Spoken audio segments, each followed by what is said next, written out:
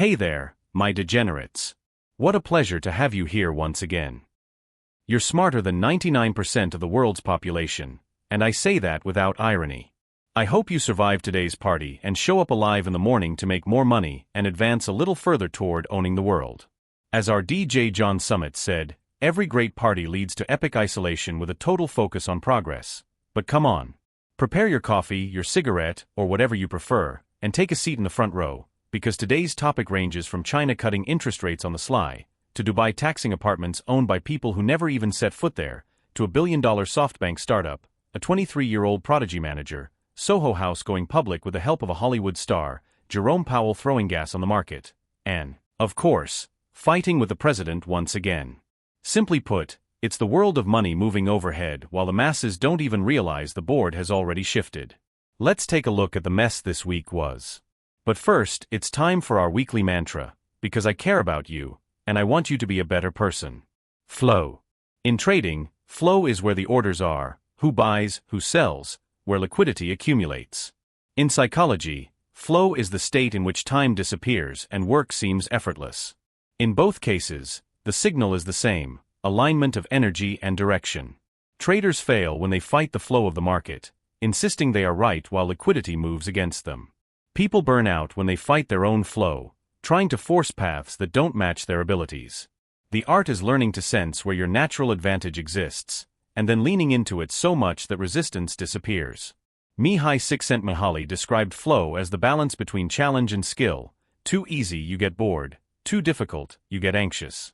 The market has the same rhythm. Too obvious, there's no money there. Too complex, no one survives.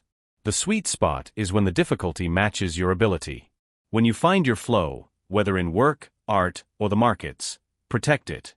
That's where the power of compound interest lurks. China cuts interest rates and turns on the yellow light.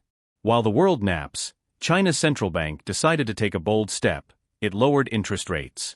In theory, this would serve to stimulate the economy. But in practice, it was interpreted as a sign of desperation. The engine of Chinese growth has always been the real estate market, that castle of luxury apartments that often no one lives in, no one rents, but everyone speculates on. But sales have collapsed and consumption is weak. Result, the government turned on the money fan to see if it can rescue the sector. But then comes the question, will pouring gasoline on the dragon again, or will the bubble burst once and for all? Dubai also wants to curb the ghost apartment game. On the other side of the planet, Dubai is dealing with exactly the same poison, unbridled real estate speculation. People are buying dozens of properties only to leave them empty, hoping to appreciate in value, turning the city into a showroom of shiny buildings without residents. The monarchy's response? Taxes on vacant properties. Anyone who leaves their apartment unoccupied will pay for it. The goal is to push these people to rent, sell, and move the bricks. Because even the desert can only handle so much mirage.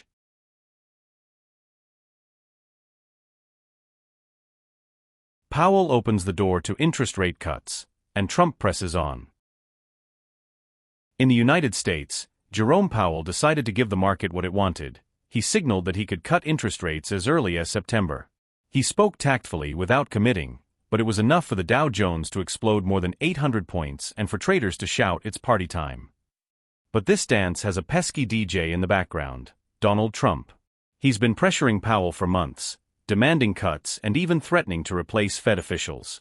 The thing is, the president can't even fire Powell just like that, but when it comes to Trump, chaos is par for the course. SoftBank invests $1.05 billion in Waystar and targets Wall Street. Masayoshi Son woke up with a cash-burning mindset, as always. We haven't forgotten the fiasco of his investment in WeWork, that real estate rental startup, but with a gourmet twist. Didn't anyone stop to consider how cliched and simple that business was to receive billions in investment? But anyway, water under the bridge.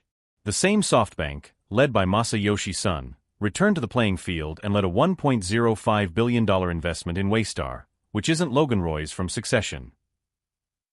Instead of a media conglomerate like in the series, this is an American health tech company that handles the billing/hospital side, like the financial heart of the private healthcare sector.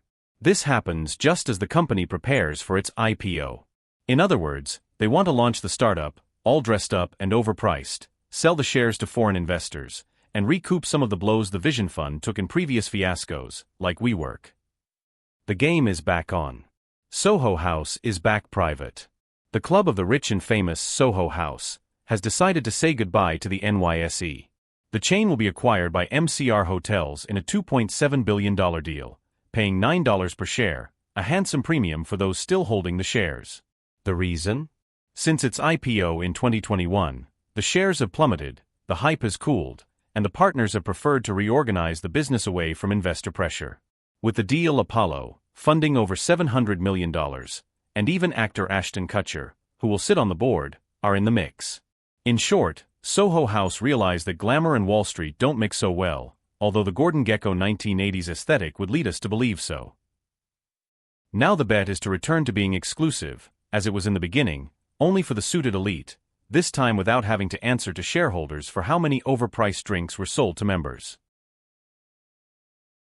The 23-year-old AI manager who became a sensation on Wall Street. While some people his age are trying to pass Calculus 2, a 23-year-old kid created an artificial intelligence-based fund that outperformed several market dinosaurs. He uses machine learning models to rotate positions, predict movements, and trade global assets. The results were so bizarre that family offices are pulling out their checkbooks to get into his fund. The new thesis of the rich is, if this kid's algorithm beat the stock market this year, maybe he's the next Warren Buffett, AI version. Hype. That's it for today, degenerates. This week brought everything: China trying to revive its dragon with an interest rate cut, Dubai imposing taxes on a ghost apartment, SoftBank throwing billions at health tech, Porsche investing in war, a 23-year-old running an AI fund like a veteran, Jerome Powell threatening to cut interest rates, and even Soho House fleeing the stock market to live off the record in glamour. If you enjoyed this, you know what to do: like, share, and comment below. Which of these stories did you find the most absurd? But if you don't want to say anything, that's okay too. See you in the next video.